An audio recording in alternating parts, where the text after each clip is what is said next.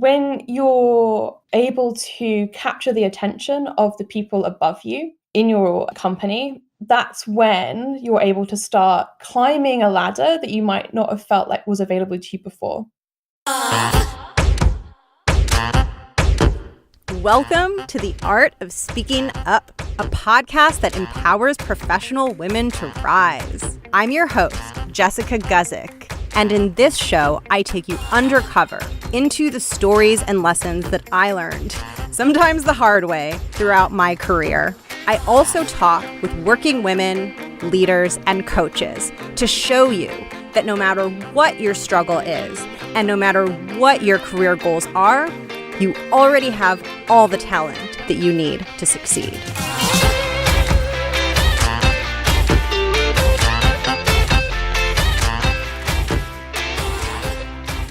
Have you ever been in a meeting where people were talking about things and sharing ideas, and you had an idea pop into your head, and between the moment that you get the idea and you say it out loud, something stops you, and you start having this inner monologue of, what if my idea doesn't make sense? What if my idea is stupid? What if everybody in this meeting knows something that I don't know, or has a skill or a capability that I don't have? And what if when I share this idea, it reveals that to everyone around me? Let me make sure that my idea is really, really good. I'm not so sure that I'm ready to say this out loud. If that feels familiar, welcome to life as a young and sometimes not young professional woman. This is something that so many of us, myself included, struggle with. It was actually my inspiration for the show and the name of the show, because I wanted to start talking about the things that are happening inside our heads so that you know that when this happens to you, it doesn't mean anything about you or your abilities. It's just a thing that we all deal with. And so that more importantly, you know that your ideas, just as they are, they don't have to sound fancy. The mere fact that you have an idea makes it worth sharing. And your default should always be to share. And I know what it's like to get trapped in the default state of not sharing. And to this day, it is still a practice for me to remind myself that what I think is important and what I think matters. And I don't ask myself, or I try not to ask myself this question of, is this smart enough? Because first of all, it is. But second of all, who cares? It doesn't matter. We're all in our jobs and in these meetings and in these rooms to contribute. There shouldn't be an evaluation or a filter on our ideas. They're all worth sharing. And that's why I was so excited to talk with Rose. Rose and I both started our careers at the same management consulting firm, and we both struggled in that environment, feeling comfortable and confident sharing our ideas because we were surrounded by a ton of smart people, and it took us a while to see that we were part of the smart people, that we were smart too, and we saw ourselves as different, and so we didn't always contribute. And Rose right now coaches women on mindset, and because she's been in that environment and because of the work that she does now on mindset, she has such a good understanding and such a valuable perspective on this topic. And the one thing that I hope that this episode convinces you is that when you're thinking about this decision of should I say it, should I not say it, I really hope that you're motivated to say it by the mere understanding of what it will do cumulatively for your career over time if you give yourself that little push to share things rather than keep them inside. You are going to be the primary beneficiary of learning how to do this. So it's worth it. It's for you. And that's the thing that I want you to take away. We talk about that. We talk about imposter syndrome and fear of judgment and deflecting compliments, and all kinds of things that are so common and things that might help you. I'm so excited for you to hear this interview, and I'll catch you on the other side. Awesome. Amazing. Let's get stuck in. All right, let's go. So, I wanted to start by asking you about your career journey, how it started, how you got to where you are today, and then some of the big learnings that you had. Sure, absolutely. So, my first job was actually as a gymnastics coach. And I was about 15 years old at the time. And all my friends were doing jobs like waiting tables or stacking shelves. And the slight rebelliousness in me decided I want to do a different job. So I ended up as a gymnastics coach, which I totally loved. I thought it was brilliant. And maybe our listeners have felt the same when they were younger and they were kids or were teenagers, where you just feel like you don't want to grow up and be ordinary. You want to do something different, but you have no idea what on earth that's going to be. So me, aged 15, 16, decided that being a gymnastics coach was as close as I could get to being not ordinary at that point. So that was my first job. But while I was at university, I did a number of different internships. I was in a law firm, I worked in a central government, and then when I graduated, I joined a strategy consulting company called McKinsey, which was awesome. It was a really good experience. However, I had lots of struggles along the way. And there was one particular really big, hairy struggle. And that was that I ultimately didn't find the work meaningful. And everybody has a different point of view over what meaningful is to them. It's just that my definition of meaningful wasn't the work I was doing. And if I look back, I really did follow the traditional path, the conveyor belt to success, let's call it, and happiness, which involved the good grades, the great university, the great job, buying a house, even, and kind of completely on that conveyor belt, right? And only to find that actually I was kind of disappointed when I got there. It's such an easy trap to fall into. Yeah, it really is. It really is. And it's painful when you fall into it. Yeah, and you can get very stuck in it. I'm curious how you got to what you do today, which is very different. Yes, it is. So, I am a leadership coach and business mentor to millennials on a mission. Ooh. That's the tagline. What that means in reality is that I typically work with high achieving women in their 20s and their 30s who want to do work that matters, who want to make a meaningful impact on the world, but also want to earn good money doing it. And I help them figure out what it is that they should be doing. What is that thing that they find meaningful? What is that purposeful mission that they want to pursue? I help them monetize that so they can go and do the work that they care about and make money at it at the same time. So you work with high performing women, women who are like really ambitious and who have really big goals. And one thing that you told me, which was really interesting to me and also really surprising, is that the more high achieving the women are, the more that they tend to judge themselves and run into self criticism and fear of judgment and all of these mental struggles. I would love to hear you talk more about that and how it shows up and just get your point of view on it. Absolutely, absolutely. So they've actually shown now that imposter syndrome is more prevalent in high performing people, exactly as you said. And imposter syndrome is a really big bucket of fear. And that often comes up in the simple statement of, well, I'm not good enough to do that. Or I'm faking this and everybody's going to find out that I'm not actually meant to be in this job. Or I got here because somebody liked my personality rather than actually because I'm qualified for it. All of those things are actually imposter syndrome. And I don't really like the word syndrome because it sounds very scary. It's more of an imposter complex, I guess. But yeah, how that turns up, as I said, many ways that turns up. And just to kind of back up a little bit and kind of go to the big picture for a moment about fear, imposter syndrome, all that mindset stuff that comes up for high performing women. While I was in my old job, and before training as a coach, I used to think that mindset was the word and the concept of it was really airy fairy. And the sort of thing that people talked about, that sort of thing that yoga people or people that drink green juices would talk about. And it wasn't really me. And I felt like it wasn't really me because it didn't seem practical or actionable. And mindset just didn't feel like my jam.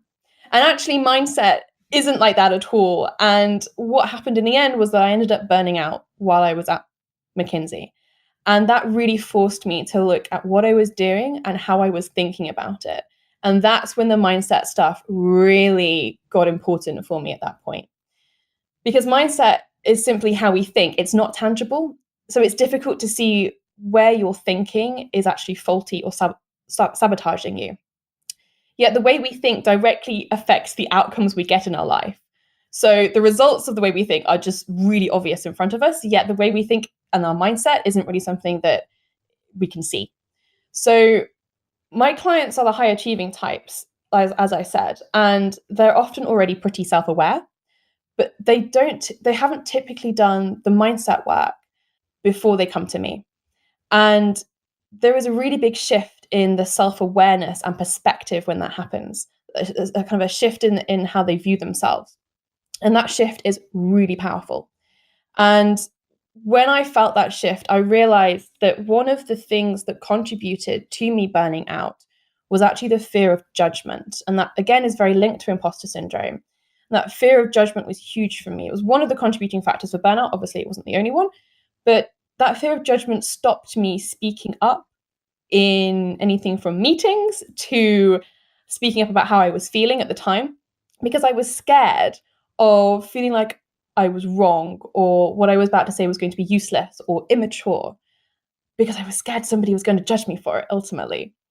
And I also assumed that everyone else around me was better than me. So whatever they were saying was probably going to be better than me. Again, imposter syndrome screaming at me, but I didn't know, I wasn't aware of it. And I think there are so many women out there that aren't aware that the stories that they're telling themselves about the thing that they might say in a meeting is useless or not. They're not aware that that story isn't true. It's simply a fear. But because it's in our mind, we think it is true. For me, it became so autopilot that I didn't even realize that the thought was there. And then when I did realize, it was still hard to do. And then when I finally started doing it, I was like, wow, I've been keeping real quiet for really long. Absolutely. One of the other ways I coped with it was to act like somebody else. And I don't know if Mm. you felt this as well. Oh my gosh, yes. It's far easier to be a different personaire than to be yourself, because then if you are judged, you can then think, well, I was kind of just pretending to be this instead, and it wasn't really me. And it kind of protects you, puts a shield up if you're pretending to be somebody else. Yeah, I actually felt like as a young woman, I was being pushed to a communication style that was I didn't realize. I just thought I was bad at adopting the communication style, but actually it was really just completely unnatural to me. So I was told like this is how you get heard and this is how you speak and this is how you communicate and take up space and all these things. And I really struggled with it and I thought I was struggling with it because I was bad at it and then I realized I was struggling with it because the ways that I was being taught to communicate aren't the ways that I'm built to communicate, and I'm not gonna be my strongest communicating those ways. So there were for me a lot of things to untangle with that and a lot of complexity there. Absolutely. Absolutely. And to be communicating in that way that isn't true for you is not sustainable at all. No. Drives you No, nuts. absolutely not. Yeah. Yeah, it takes up your mental capacity because you're focusing energy that could be focused on the thing that you're actually working on sounding and appearing a certain way.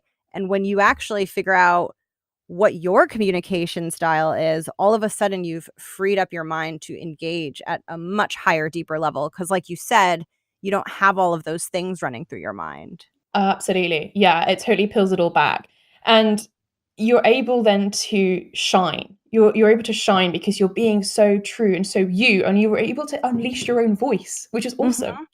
Yeah, and it takes time to get there. Like I'd be curious what you've seen with transformations with your clients, but for me it wasn't just like crossing a threshold and then all of a sudden I was able to be myself. There were all of these incremental steps and brave actions that added up over time. Absolutely. Yeah, it's definitely an evolution to get to that point, and I'm constantly exploring it now. There's no end point, there's no finish point with knowing what your true voice is and being brave enough or courageous enough to use it. Because that's the other thing. People often use confidence as a prerequisite for action and for speaking up. And actually, if we remove the need to rely on confidence and simply rely on courage, we're able to do a lot more and a lot faster with more impact. And it's also a flawed way of thinking because confidence is built on knowledge of your ability or evidence of your ability. So if you haven't gone and spoken up in that environment before and said that thing before in front of those people, you're never going to feel confident enough to do it because you haven't done it before. So that's the point at which I encourage my clients to draw on their courage instead of that confidence, because it's going to be far more powerful in facilitating their ability to speak up. Mhm. Courage is, for me, much more often in my control than confidence is. So, Mm, if someone's feeling like, "Oh, I want to be more confident," which I think almost every woman relates to that sentiment. Sometimes it doesn't feel super straightforward or attainable, but doing something brave and just giving yourself a little bit of a push, that's something you can do. yeah, absolutely. And the more you do it, the more it expands that comfort zone, and it makes it easier again and again the second time. And that comfort zone, just that circle of zone just gets bigger and bigger. And that's the awesome thing. And that's why it does take time, as you said, to evolve that ability to speak up and evolve your voice and evolve the confidence that comes with it. Yeah, and I really relate to this thought of, well, I'm not going to do it until I know how, and I'm not going to do it until I'm ready, which is a catch 22 because you're going to get ready by just doing it before you're ready. But for me, that was a distinct phase where it started with I was just very afraid to contribute and afraid to speak up. And then it looked more like, okay, I will, but I'm going to make sure that what I have to say sounds really, really, really, really smart. So everyone knows that I'm really smart. And so no one Oh can my see gosh. anything else. Right. Yeah.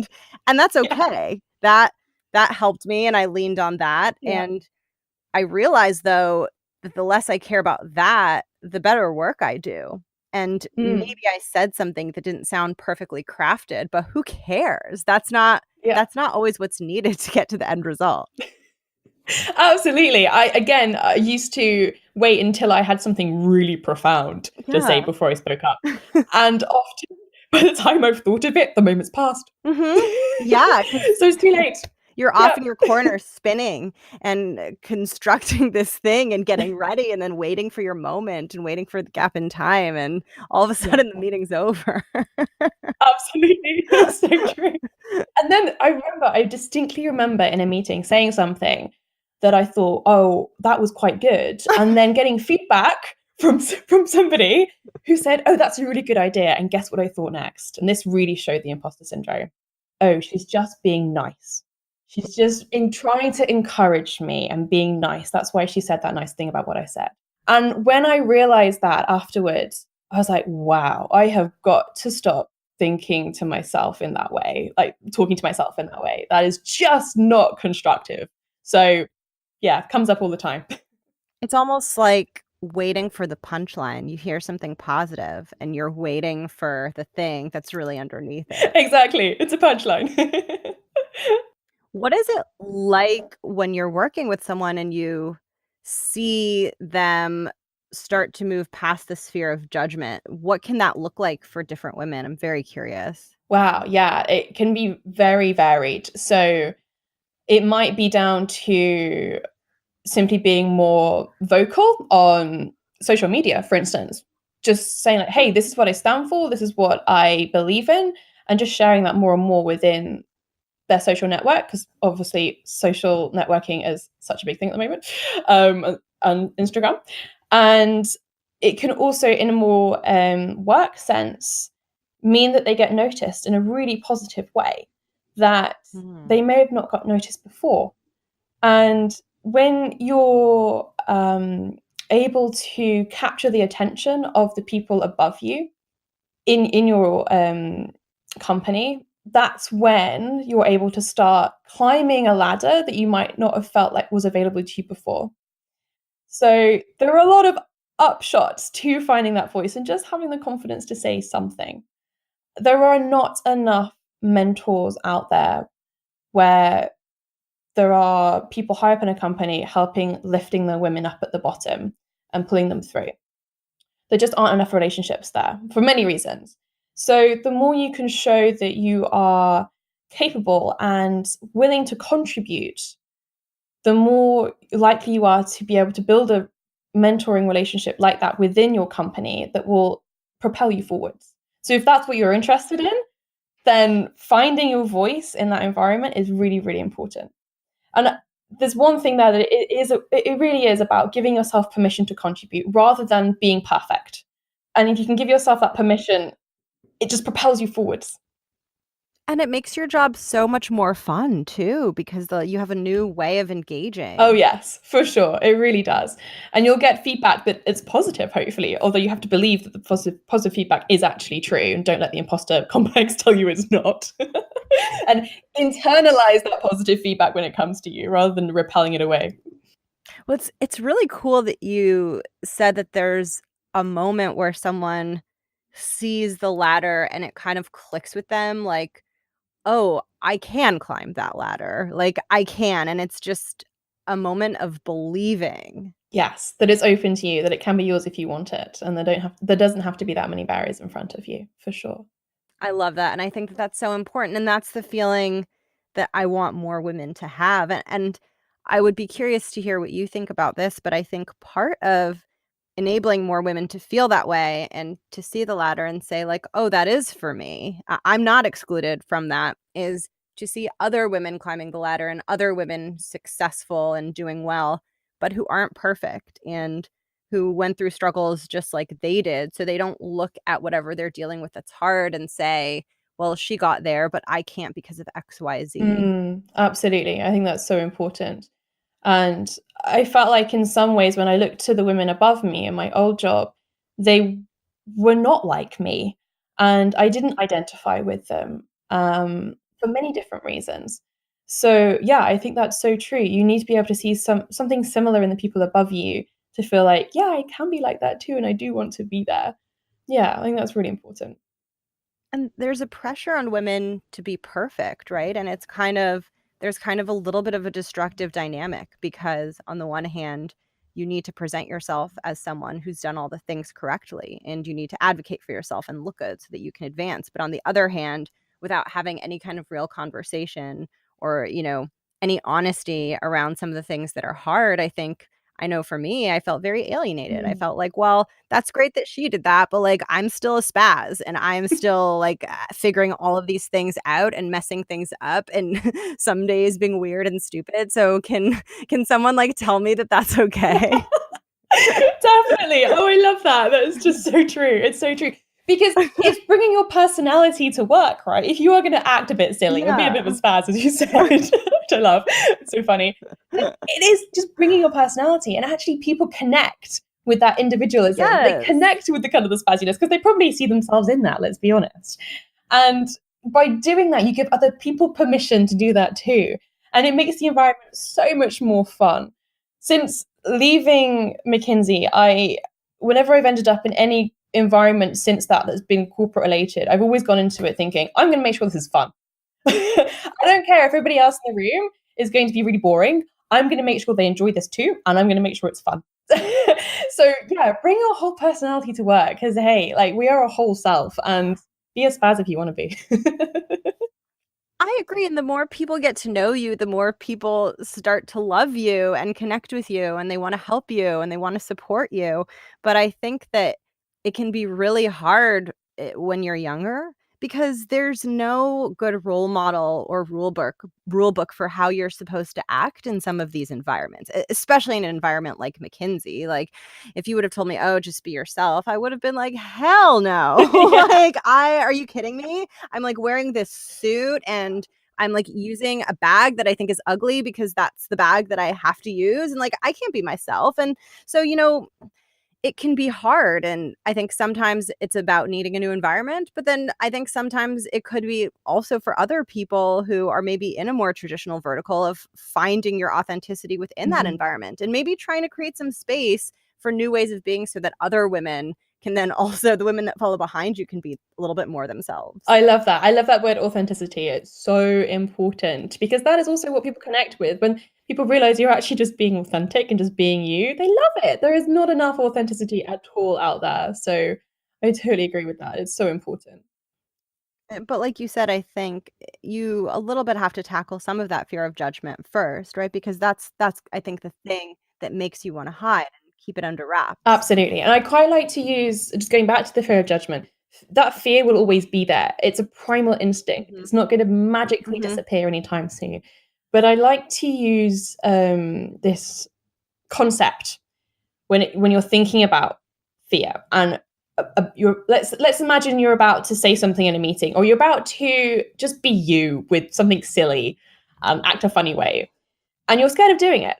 Now, is that fear the same as jumping from a high height into a sea full of sharks? Or is it the same as jumping off a high height into a big swimming pool? The first one, is going to result in a certain death. The second one, is kind of scary, but fun once you've done it. And the chances are doing that silly thing or speaking up in that meeting, or whatever it is that you're scared of doing that's actually going to be very authentic for you to do, is going to be the second option. And when you realize that, it makes it so much easier to just do it.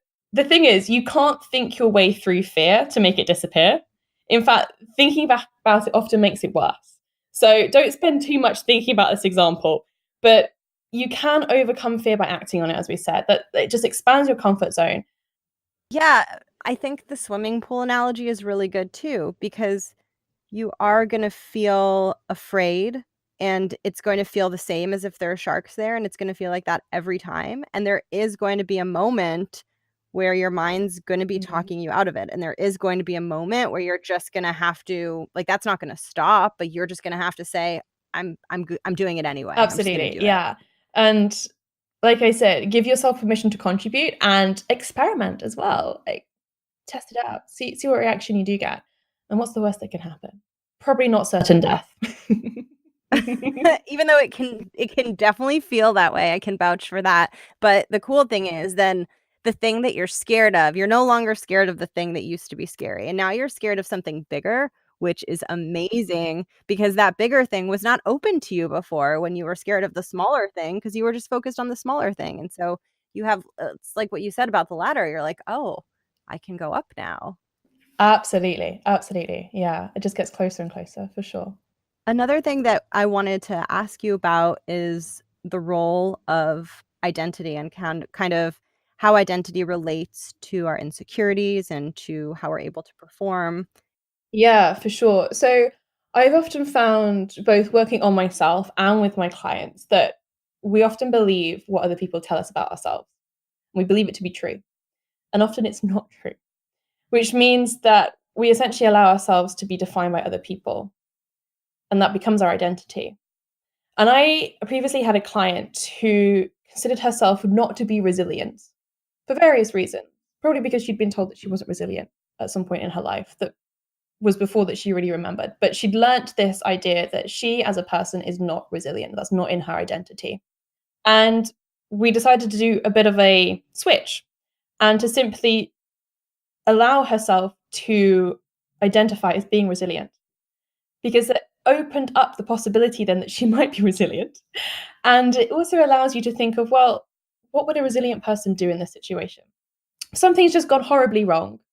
What would a resilient person do in this situation? And you can start doing that and start becoming resilient.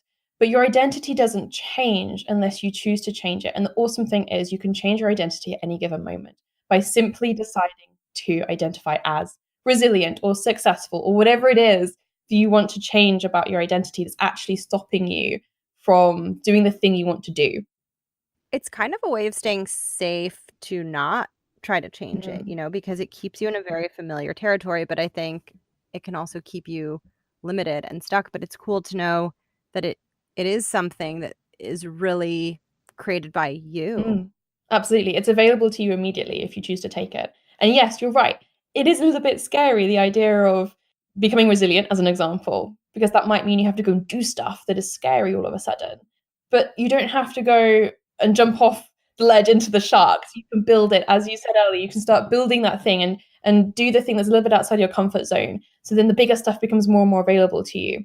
Yeah, that's so interesting because one piece of advice that I've given before to, people who are trying to become more confident is in a work setting is find something that you're not good at outside of work and see if you can show yourself that maybe you're better at it than you think, and experiencing that shift and seeing that a definition that you had around yourself was incorrect can really open your mind to that. And I think sometimes if you take it out of the setting of work, it takes some of that charge away, right? Because it's just like, oh, okay, I thought I couldn't like, go do this thing maybe in the gym or something. It was too hard for me. And then I did it. And all of a sudden you start to see that the limits that you've created aren't actually real. Yeah, they're self-imposed limits. Absolutely.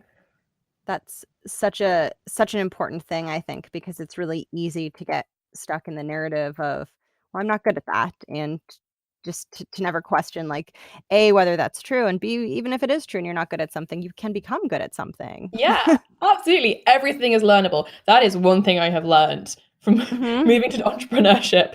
Everything is learnable, or at least figure Yeah. outable. So, yeah, that's super important.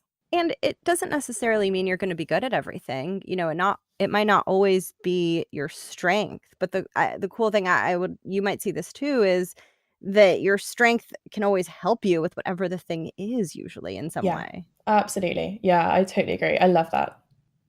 Perfect. So I'm going to move to the listener question if you're Sure. Yeah, let's ready, do it. and I'll read it to you, and then I'll just open it up and give you the floor to chat with the listener. So the question is, I'm both the youngest and newest person on my team. Everyone around me has either been at the company a long time or has many years of experience. I'm not only frustrated that things take me so long to figure out and get done, but I feel like I'm always asking questions, I'm always asking for help, and never adding value. How do I flatten the learning curve and show people around me that I am adding value? Sincerely, the new girl. I love this. And mainly because I really resonate with this problem and this challenge. And it's so common. So I would encourage her first to not feel like that she's the only one at all. And in terms of flattening that learning curve the fastest way possible, I'd encourage her to keep asking those questions because that really is the quickest way you're going to flatten that learning curve. But be resourceful with figuring out stuff on your own first, which I'm sure you're doing. But ultimately, your team will have been the newbie at some point as well, and they'll understand. So cut yourself some slack. Try not to judge yourself so much for asking, and think about it from their point of view. They would much rather you ask that question and get it right than be going off track, doing the wrong thing, and wasting your time. A really tactical tip that I used to use a lot was save up your questions. And once you've hit 3 questions, go and find somebody. Because then you know you're using their time wisely. And it also removes that repetition of going up every hour, every 2 hours to go and ask somebody another question. Because you can go to the person, your boss, whoever it is that you need to go ask and say, hey, I have 3 questions for you. And then you will know that you're using their time really wisely, and it also, yeah, like I said, stops that repetition of going up and down the whole time. But yeah, in summary, I would just cut yourself some slack with this. Keep doing what you're doing. You will definitely get there. Keep the faith. We have all been there so many times. Oh, yes, we have all. And I think no matter how experienced you get in your life or your career, there are continually situations where you feel new at Yeah, whatever it for is. sure. Yeah. And it's a great challenge when that happens, but also can be quite stressful. Hmm. Well, thank you so much for helping out the new girl. I'm going to go into the closing questions that I ask all of my guests. So, the first one is I would love to hear your thoughts on the importance and the challenges around speaking up, since the title of this show is The Art of Speaking Up. Oh wow. So what shall I add than what we haven't already spoken about? I think ultimately speaking up is just so important for evolving and developing your own voice. And you're not going to do this by thinking about it. You can only do this by strengthening that muscle to speak up in whatever context that comes up for you. It takes practice, but ultimately, you're on this planet to make an impact. So find your voice and use it. Hmm. I love that. Thank you so much, Rose. And for the last question, some context is that I created this show because I had a rough time in my 20s trying to figure out a lot of things. And I wanted to use the show to be able to speak to women, whether they're going through what I went through or they're just trying to grow and build their confidence and accelerate in their careers. So I want to give you the floor to share whatever encouragement or messages that you would want to share with young women. Awesome. I'm going to keep this short and sweet. I'm going to repeat that you are on this planet to make an impact. And you are so much more powerful than you think you are. And so use your voice and go and make big stuff happen. I love that. Thank you so much, Rose. You're so welcome. Thank you so much for having me. It's been so much fun. And that was my conversation with Rose. I had so much fun talking with her, and I think we so strongly connected to each other's experiences and the struggles that both of us had learning to talk and trust our ideas. And I hope that you connected to it too. And I hope that you took something away from it and that it made you feel a little bit more empowered the next time that you're sitting in a meeting and questioning whether you should say what you're thinking. You should say it. You should always say it. I'm really glad to have you listening.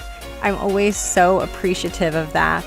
My show is new, so if you like the show and if it makes you feel good, it would be really cool if you could share it with someone or tell a friend about it or write a review for the show or reach out to me and let me know what you think. It's always really good to have the chance to reach you. So I hope the rest of your day goes well, and I'll catch you in the next one.